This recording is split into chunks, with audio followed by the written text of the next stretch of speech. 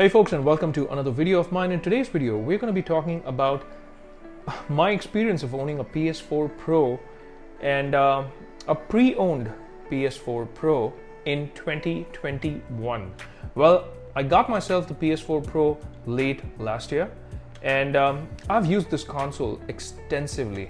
So I just thought that, after using the PS4 Pro for 6 months, I should put out a video and share my experience as to what are the positives and what are the negatives of the PS4 Pro, and how does it compare to the PS5 now that we do live in the time of PS5 or Series X or S. So I'm quickly going to talk about my reasons why I still love the console, and I'd give my advice as well whether or not you should get yourself a PS4 Pro in 2021, or should you rather save up a little more, wait a little bit more, and get yourself the PS5. So that's what this video is going to be about. Stick around till the end of the video and we'll get to find out. Let's get started, folks.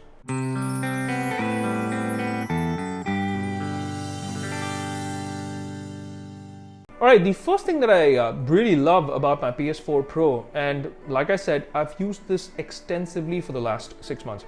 The first thing that I love about it is the fact that it's quiet. Well, I know that there are a few people who have commented on what kind of a PS4 Pro is quiet. I think the models which were after CH7200, so let's say for instance you have CH7208, that's the model number. If you get any model after CH7200, I think you're gonna be good, because those are the quieter consoles. So my console, in my personal experience, it's very quiet.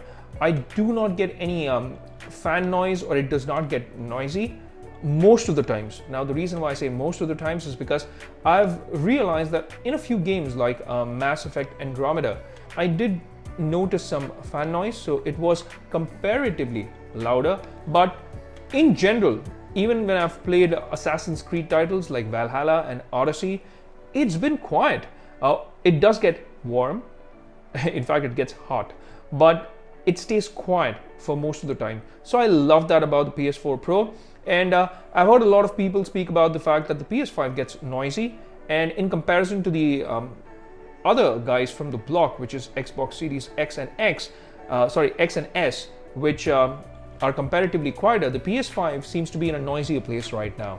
Now the PS4 Pro, my PS4 Pro in particular, is very quiet. I love it. It does not really distract and take away from that gaming experience. So I love that about my PS4 Pro.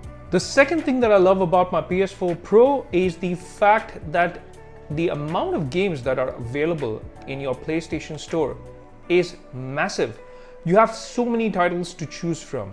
Not only that, PS4 Pro and PS4 games are quite easily available in your pre-owned market as well. So you would get a bargain sometimes when it comes to buying a pre-owned game, and they're really cheap. And I didn't want to use that word, let's say competitively priced. They're really competitively priced. So if you don't want to buy those expensive new titles, then you can buy pre-owned games, and they come at great rates. Now, not only that, your PlayStation Store itself has some great discounts running all the time. If there's one discount that has ended today, there's a great discount again tomorrow.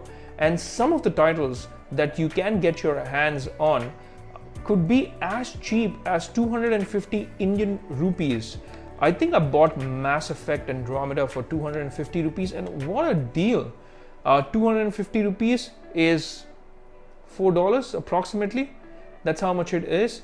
And at that rate, there's some titles which offer such great value for money. Now, PS5 games right now are quite expensive. Well, the console might not be that expensive, but the games are expensive. Each game could be as high as 4,000 to 5,000 Indian rupees. In that case, the PS4, and please note that some of the titles are the same. It's released on both PS4 and PS5. There are very few PS5 exclusive games like Godfall, Returnal. They are PS5 exclusive, or Ratchet and Clank, I'm sorry. They are PS5 exclusives. But a lot of the titles are still being released on both PS4 and PS5. And the PS4 has the advantage of pricing. So even in 2021, if you want to enjoy some great titles And by the way, great titles are still being released on the PS4, and you are still going to be covered for the next couple of years, given that you have a whole list of games which have been announced for the PS4 still. Well, that's right. You even had God of War Ragnarok, which announced that it's gonna still be released on PS4. How amazing is that? And you even have Horizon Zero Dawn's sequel, I think it's Forbidden West, which, by the way, is also getting released on the PS4. So these are some of the exclusive titles that are still gonna see a PS4 release. And let me tell you that when it comes to Sony's exclusives, the production quality of these exclusives are on a whole different level. Titles from this last generation like Uncharted 5, Until Dawn, Detroit Being Human, God of War, my God, what a game. That one game alone should make you want to buy the PS console, whether it's PS4 or PS5. But that's how good Sony exclusives really are. And when it comes to the last gen of exclusives and the battle between Xbox and Sony clearly takes the game because they had the better exclusives when it comes to the console games.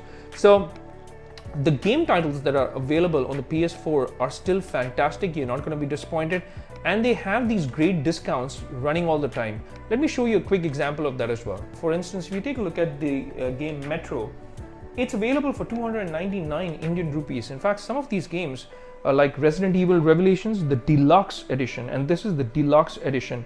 By the way, these are full games. They are not levels or add-ons. Full games, all right? And that's available for 599 rupees. In fact, even the pre-owned game market can't keep up with this kind of pricing. Look at Metro Last Light again.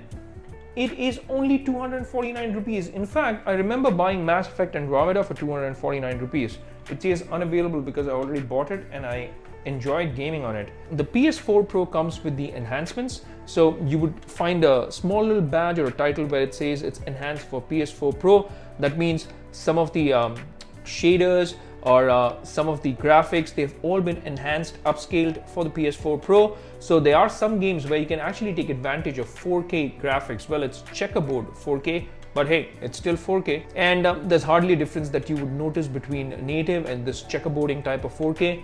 And I would say that the draw distance, the sharpness, all of that matters when it comes to viewing the same game on a PS4 Pro and a PS4 or the PS4 Slim. There's a huge difference. And if I have to choose between the two, absolutely will go the PS4 route because the graphics, the resolution makes a huge difference. Now, the downfall to the PS4 Pro, however, is the fact that it's only limited to 30 frames per second, which you now get on your PS5, which is the 60 frames per second. So it's not just 30, but it's now 60 frames per second as well that you get on your PS5. In fact, it can go as high as 120 frames per second on the PS5 and your Xbox Series X as well. So in terms of your frame rates, if you're a person who enjoys frame rates, then hey, just go along with the PS5. But if you enjoy high resolution, that is 4K, and you're okay with 30 frames per second, well, PS4 still makes a great console. Yes, I'm saying that even in 2021, mid 2021, heading into the late 2021, it would still make a great console because of that 4K capability. And I'm going to share my personal experience in this case as well. It's not just that 4K 30 that matters, but if you actually club it with a good TV, which has great motion smoothing, then you can still get that feeling. It kind of tricks your eye into thinking that it's 60 frames per second, but it's not. And that's the motion interpolation or motion smoothing that you get on a lot of televisions like Samsung, Sony, it's called MEMC otherwise. And clubbed with that performance of the PS4 Pro, which is 4K 30, it actually makes your graphic look like 4K 60. So I know what I'm saying here. And you might be thinking that, hey, can it compete with the native 4K of the PS5? Well, you would ultimately find some differences when you do a side-by-side comparison, but it tricks your eyes pretty well. And if you can club your PS4 Pro with a great TV, which comes with great motion handling, then I think you will still be delighted with that experience because it tricks your eye to think that it's 4K 60. And personally, I'm going to show you some examples as well. I've really enjoyed And Spider-Man, wow, what an experience. I've played some titles like Assassin's Creed, Syndicate, Valhalla, and I've also played Unity. And all of them, man, the motion capability of the TV clubbed with the resolution of the PS4 really makes a difference. And that's why I think, it's still a great console in 2021. But like I said, if you do like the latest and greatest tech, then you might as well go with the PS5. Now, the last reason that I still love my PS4 Pro in 2021 is because I know it's gonna sound dumb, but I've not been able to get my hands on a PS5 or even the Xbox Series S or X. They are charging a bomb for it in the gray market. And I've said this in my video before, and I'll say this again. I do not want to give in to scalpers, because today is the case with Xbox Series X and PS5. Tomorrow there'll be a PS6 or a PS7. And if we give in to the demands of these scalpers, then we are indirectly encouraging them to do the same thing again. And I don't want to run into that future. So I'm not going to buy a PS5. I know I got some very funny comments that, I could not buy a PS5 because I couldn't afford one. Well, that was funny. Well, if I do get my hands at retail price, then I would definitely buy it. In fact, if I get my hands on an Xbox Series S at retail price, I would definitely buy it. But right now, there is no availability of these consoles on any of the online stores like Flipkart or on Amazon. It's not available. And if I do have to buy one, I have to buy it from the gray market, and I have to pay a bomb for these games. Consoles. PS5 costs as high as 80 to 90,000 rupees still, and you have your Xbox Series X, which, by the way, is simply not available. At least here in Kolkata, in my city, it's not available. So even if I do want to pay 50,000, it's just not there. There are no consoles that I can get my hands on, or an Xbox Series S. Now, I do want to hold up and I do want to wait so that I can invest in a PS5. I know one thing for sure, that for the next couple of years, I'm at least covered when it comes to game titles, and I'm still going to be happy with my PS4 Pro. But what happens after the 2 years? Well, Sony has had a history of always launching a mid-gen console. Now, what I mean by that is, you had the PS4, then you had a PS4 Slim, then you had a PS4 Pro. So you see that trend? So the same happened with PS3 as well. There was a PS3 Slim. Now, given that history, who knows? After 2 years, you might be looking at a PS5 Slim. Well, that's a possibility. Well, I'm holding up because of that. And if I can get my hands on one of these consoles like PS5 or Series S or X at retail price, then of course I will buy them today. And I would advise you to do the same.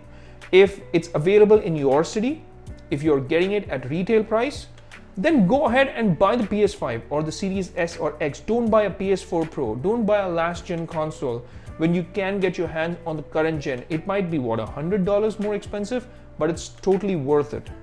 But if you're one of those people who cannot get your hands, like me, unfortunately, then you might as well wait out, for at least a year and see how this plays out, because you never know, Sony might announce a PS5 Slim. I'm not saying that they will. I'm just saying it's a possibility. All right. And again, if you can get your hands on it, go ahead, buy the current gen consoles, not last gen, not the PS4. Although I'm very happy with it, I would still not recommend that you buy the last gen consoles. I would still recommend that you buy the current gen consoles. And there you have it. My 3 reasons as to why I still love my PS4 and why I still enjoy the PS4 Pro. The third reason was a disaster. I still can't get my hands on a new PS5, but hopefully it will change. I pray that it does, and when I do get my hands on a PS5 or an Xbox Series S or X at retail price, well, you're gonna have an unboxing video on my channel. So fingers crossed, let's hope it gets to that and I do get my hands on these consoles. Well, that's it for this video, folks. I hope you've enjoyed this content and this content was informative. In case I've missed out on anything, feel free to remind me through the comment section. And in case you want to get any questions answered, then again, feel free to reach out to me via the comments section. I generally get back to all your questions and all your comments as soon as I can. Now, having said that, If you haven't already hit that like and subscribe button, please go ahead and hit that like and subscribe button. It definitely helps the channel, and it helps with the whole YouTube algorithm.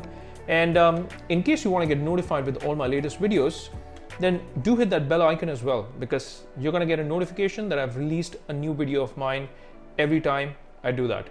Now, that's a wrap for this one, folks. Thank you so much for watching again and for your love and support. This is me signing off. Until we meet again in the next one, take care, stay safe, and may God bless you all.